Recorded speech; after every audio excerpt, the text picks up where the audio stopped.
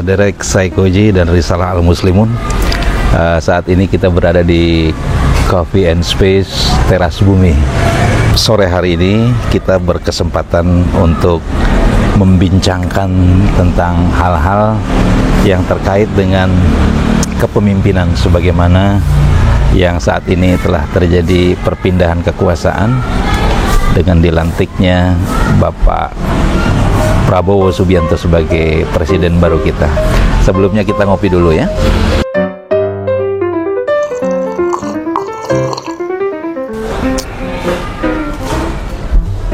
Innal hamdalillah nahmaduhu wa nasta'inuhu wa nastaghfiruh wa na'udzu billahi min syururi anfusina wa min sayyiati a'malina. May yahdihillahu fala mudilla lahu wa may yudlil fala hadiyalah. Asyhadu an la ilaha illallah wa asyhadu anna Muhammadan abduhu wa rasuluh. Allah berfirman tentang kepemimpinan dalam hal ini bahwa sesungguhnya secara hakikat Allah yang menjadikan seseorang itu pemimpin. A'udzubillahi minasyaitonir rajim. Wa ja'alna minhum a'immatan yahduna bi amrina lamma sabaru. Kami menjadikan di antara mereka itu pemimpin-pemimpin yang memberikan petunjuk dengan perintah kami selama mereka bersabar. Lamma sabaru. Wa kanu bi ayatina yuqinun. Mereka selalu meyakini ayat-ayat kami. Jadi dengan keterangan ini jelas bahwa Allah yang menjadikan seseorang itu menjadi pemimpin sebagaimana dijadikannya Bani Israel. Banyak di kalangan Bani Israel yang Allah jadikan mereka sebagai pemimpin, yaitu sebagai nabi-nabi dan para rasul. Filterisasi untuk menuju seseorang menjadi pemimpin, tentu dia harus memiliki suatu prasyarat, yaitu bahwa dia adalah orang yang beriman kepada Allah Subhanahu wa Ta'ala. Tentunya bila kata iman dimunculkan, maka terkait dengan persoalan ketakwaan yang memang harus dihadirkan dan diejawantahkan. Mereka adalah orang-orang yang beriman dan sabar melaksanakan hukum-hukum Allah. Seorang pemimpin ini diharuskan untuk memberikan petunjuk-petunjuknya berdasarkan perintah dan larangan Allah, berdasarkan kitabullah. Itu syaratnya. Dan Allah katakan lamma sabaru.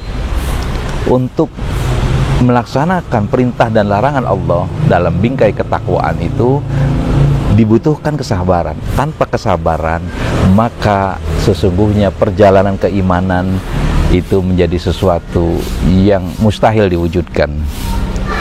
Sabar adalah salah satu syarat yang menyertai keimanan. Kenapa dia bersabar untuk menjalani kesemuanya itu? Wa kanu bi ayatina yuqinun. Mereka selalu meyakini ayat-ayat Allah.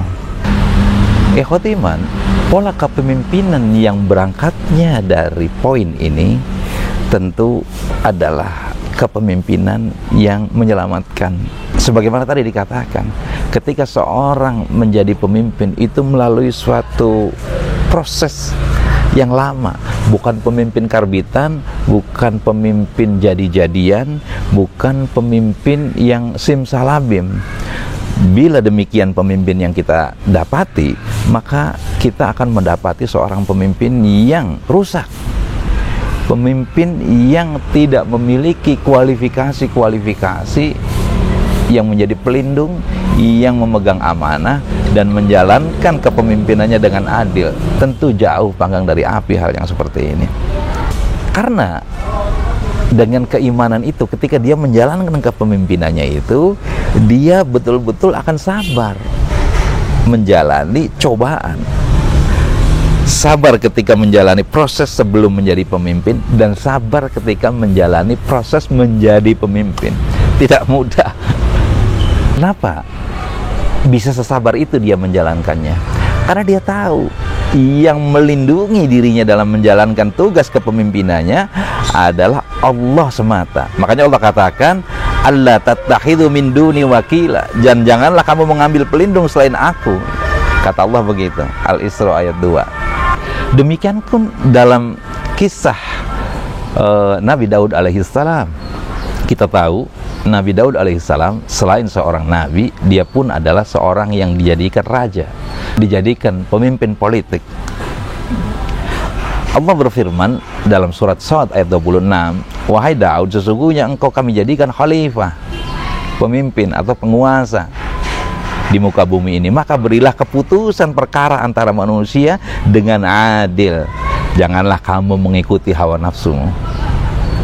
Perhatikan di sini, Allah yang menjadikan Daud khalifah, bukan semata-mata karena Daudnya hebat, bukan semata-mata seseorang dijadikan pemimpin itu adalah kehebatan murni dirinya. Allah yang menjadikannya. Ini kemudian ada perintah setelah Allah yang menjadikan, ada konsekuensi logis berikutnya, yaitu harus memberikan petunjuk-petunjuk, keputusan-keputusan, peraturan-peraturan yang kaitannya untuk kemaslahatan umat itu dasarnya dari Allah dengan adil. Kenapa? Karena setiap kita itu memiliki persepsi, pemikiran dan dasar berpikir yang mewarnai pada keputusan-keputusan kita. Berbeda-beda itu tentunya.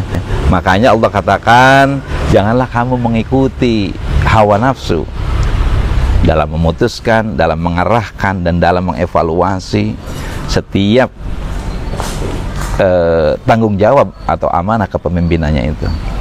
Kemudian Allah katakan dalam surat An-Nisa ayat 125, Allah berfirman, kami yang menjadikan di antara mereka pemimpin-pemimpin yang memberikan petunjuk dengan perintah kami selama mereka bersabar. Nah, lagi-lagi menjalankan kepemimpinan dengan kesabaran, sabar menjalankan petunjuk Allah dalam melaksanakan kepemimpinannya itu. Kenapa? Mereka yakin dengan ayat-ayat Allah, maka ketika dia menjalankannya itu dengan penuh keyakinan dan kepastian bahwa aturan dari Allah sebagai pencipta manusia akan melahirkan kesejahteraan dan kebahagiaan di dunia maupun di akhirat. Sederek Saikoji dan ikhwatu iman Risalah al-Muslimun, dalam Islam kepemimpinan itu tidak terkait langsung dengan keturunan. Tidak ada keharusan seorang raja melahirkan raja, tidak ada keharusan seorang presiden melahirkan presiden, tidaklah harus seorang Amirul Mukminin melahirkan Amirul Mukminin pula. Tidak harus begitu. Karena ada persyaratan yang harus dimiliki oleh seorang calon pemimpin maupun pemimpin, baik yang punya nasab pemimpin maupun yang tidak punya nasab pemimpin. Pertama, dia bertakwa kepada Allah Subhanahu wa taala. Lalu dituntut untuk dia berbuat adil. Kemudian dia amanah mengemban tugas-tugas kepemimpinannya itu. Dan tentu sebagaimana yang sering kita dengar, mendahulukan kepentingan umatnya daripada kepentingan dirinya serta keluarganya. Berikutnya apalagi? Tentu seorang pemimpin harus dekat dengan Allah, dekat dengan Rasulullah. Maknanya tidak pernah boleh sehari pun dia terlepas dari berpegang, berhukum dengan kitabullah wa sunnatun Nabi sallallahu alaihi wasallam. Lalu dia seorang pemimpin itu wajib didampingi oleh orang-orang yang bersih, tim yang kuat, yang bersih, yang kredibel. Kalau sekarang istilahnya kalau disebut kabinet zakon kabinet. Atau dasar memilih tim dasarnya adalah meritokrasi, keahlian yang skillful, dan tentu kesemuanya ini antara skill dibungkus dengan bingkai yang namanya integritas, akhlak, ya, akhlak yang jujur, yang amanah. Makanya memilih pemimpin itu bukan hanya semata-mata hak sebagaimana dalam terminologi orang sekarang. Memilih pemimpin itu adalah hak kita, bukan hak, tapi kewajiban. Wajib kita itu memilih pemimpin yang beriman. Jadi bukan sekedar hak. Makanya memilih pemimpin kita juga harus mengetahui kriteria-kriteria atau sifat yang harus dimiliki oleh calon pemimpin. Sifatun azimatun lil qiyadah. Sifat-sifat yang harus dimiliki oleh pemimpin adalah ma'rifatud dakwah. Dia itu memahami dakwah. Itu seorang pemimpin itu wajib. Ma'rifatud dakwah, mengenal dakwah, peta dakwah, terminologi dakwah, tantangan-tantangan dakwah, dan kebutuhan-kebutuhan dakwah seperti apa. Kemudian dia juga ma'rifatun nafs. Dia mengenal tentang dirinya, kekuatannya, kemampuannya, sekaligus kelemahannya. Oleh karenanya dia akan dibantu oleh timnya yang kuat tadi, terkait dengan kelemahannya tadi. Kemudian seorang pemimpin tidak sebagaimana sekarang, yang berlaku adalah seorang pengusaha sekaligus sebagai penguasa. Tentu di sini adalah konflik interest yang membahayakan maslahatan umat. Dia penguasa juga, tapi dia juga pengusaha juga. Maka bisa dibayangkan regulasi-regulasi yang diputuskannya adalah untuk menguntungkan bisnisnya semata. Bila itu yang terjadi, inilah yang kita rasakan sekarang. Oleh karenanya seorang pemimpin itu haruslah ar-riya'atus sahirah. Perhatiannya utuh. Kita lihat Rasulullah itu hanya sampai usia 35 tahun saja, menurut sejarah begitu. Beliau itu melakukan profesi bisnisnya dari mulai usia 9 tahun terus menerus, dan beliau menjadi seorang trader yang luar biasa, yang unggul, yang amanah, dan yang hebat.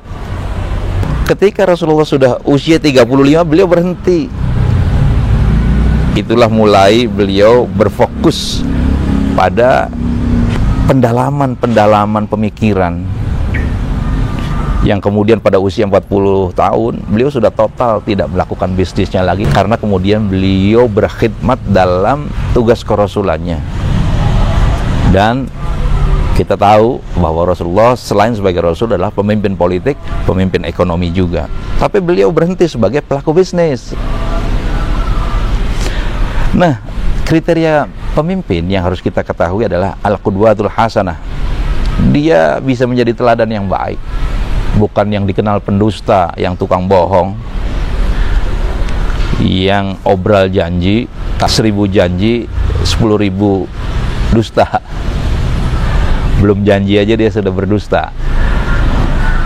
Makanya seorang pemimpin itu harus dikenal track recordnya. Apabila dikenal track recordnya yang buruk di masa lalu, apalagi sekarang zaman sosial media, yang perilaku seseorang itu bisa di-track ke belakang, bahkan puluhan tahun sebelumnya. Perilaku seseorang itu, behaviornya bisa kita cek keadaannya seperti apa. Apabila dia berperangai dan berperilaku atau memiliki track record yang buruk, tentu dia tidak layak dijadikan pemimpin. Al-qudwatul hasanah, dia memiliki teladan yang baik. Kemudian an-nadharatus saqib, pandangannya tajam. Kenapa? Ya bagaimana tidak tajam? Seseorang yang terbiasa dibimbing oleh wahyu Allah, oleh petunjuk Rasul, mau tidak mau cara berpikirnya adalah analitik, saintik, dan dia sangat memahami lapangan yang disebut epistemologi. Dia paham sosiologi, dia paham tentang perangai dan perilaku politik. Dari apa, tanda-tandanya apa, kemudian menjadi apa. Makanya dia bisa menebak hal-hal yang mungkin terjadi, bukan karena ilmu gaib, tapi karena intuisi dan pola asah serta pola asuh pikirannya yang terbiasa dengan situasi analitik maupun saintifik. Yang harus dimiliki lagi oleh seorang pemimpin adalah al-iradatul qawiyah. Dia memiliki kemauan yang kuat, yang tidak mudah menyerah pada tujuan serta target yang sudah ditetapkan. Al-iradatul qawiyah, kemauannya kuat sebelum sampai pada tujuannya, yang dia yakini nilai-nilai kebenarannya akan perjuangannya itu, maka jelaslah dia tidak mau menyerah.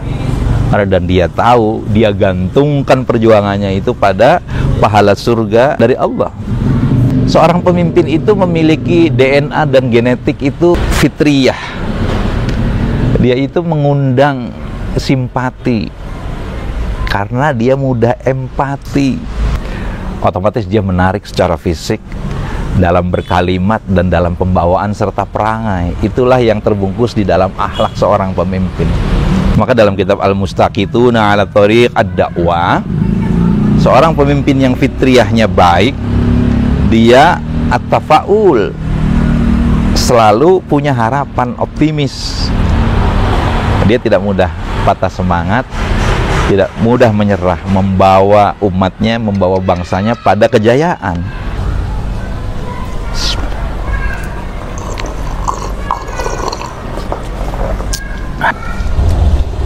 Sederek saya Koji serta sahabat Risalah Al-Muslimun, mari kita lihat potret kepemimpinan Rasulullah seperti apa.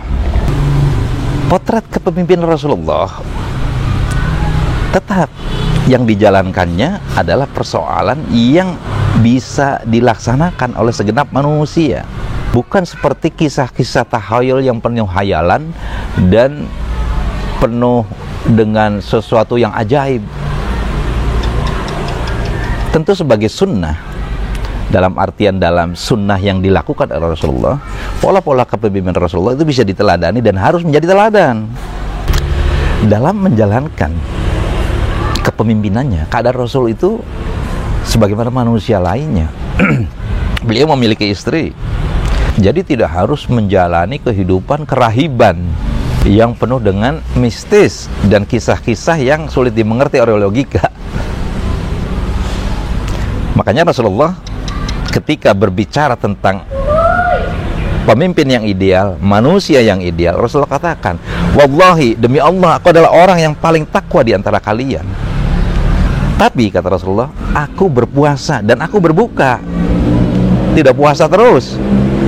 Mentang-mentang Nabi, mentang-mentang pemimpin, misalkan dituntut untuk puasa terus. Tentu tidak begitu. Rasulullah katakan, aku paling takwa, tapi aku berpuasa dan aku juga berbuka. Lalu saat malam, aku pun tidur sebagaimana kalian tidur. Aku tidur dan aku juga mendirikan sholat malam.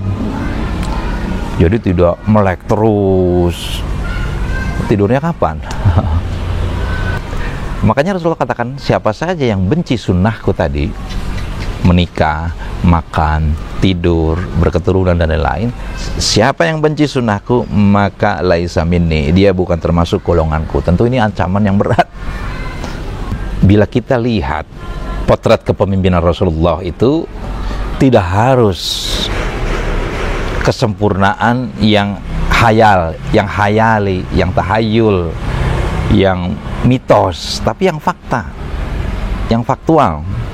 Kesempurnaan manusia terbatas pada dua hikmah. Hikmah tentang keilmuannya, dan hikmah satunya adalah bagaimana dia mengamalkannya. Artinya apa? Seorang pemimpin wajiblah dia memiliki ilmu dan terus menuntut ilmu.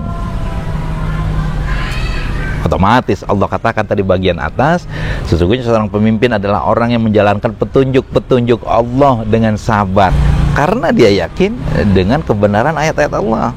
Jadi syarat seorang pemimpin adalah bukan tukang baca komik saja atau tukang baca novel. Dia tiap hari membaca, baik membaca dalam arti majasi maupun membaca dalam arti yang hakiki. Ya. Kemudian dari apa yang dia baca itu diaplikasikan dalam amalan, maka nanti tersambungnya antara kata dan perbuatan, bukan pendusta. Apalagi pada saat menjelang pemilu, dusta demi dusta sudah disusun rapi, kemudian juga konten pencitraan dilakukan di setiap sudut waktunya untuk lagi-lagi menyusun dusta-dusta berikutnya. Sederek saya Koji dan sahabat Risalah Al-Muslimun, kita perhatikan tentang bagaimana teladan Nabi dalam kepemimpinannya. Dari Anas ia berkata, kana Nabi sallallahu alaihi wasallam ahsanan nas. Nabi sallallahu alaihi wasallam adalah orang yang paling baik, paling ahsan. Wa asja'an nas. Dan Nabi adalah seorang pemberani. Wa ajwadan nas. Dan Rasulullah adalah seorang yang paling dermawan. Seorang pemimpin itu wajib dia itu memiliki empati yang tinggi, makanya dia dermawan. Tidak membebani hari demi hari dengan keputusan-keputusan menaikkan harga pangan, menaikkan kebutuhan dasar kita, lalu membebani rakyat dengan pajak-pajak yang mematikan. Dan kita tahu setelah itu uang pajaknya dirampok, uang pajaknya dimanipulasi, sekian triliun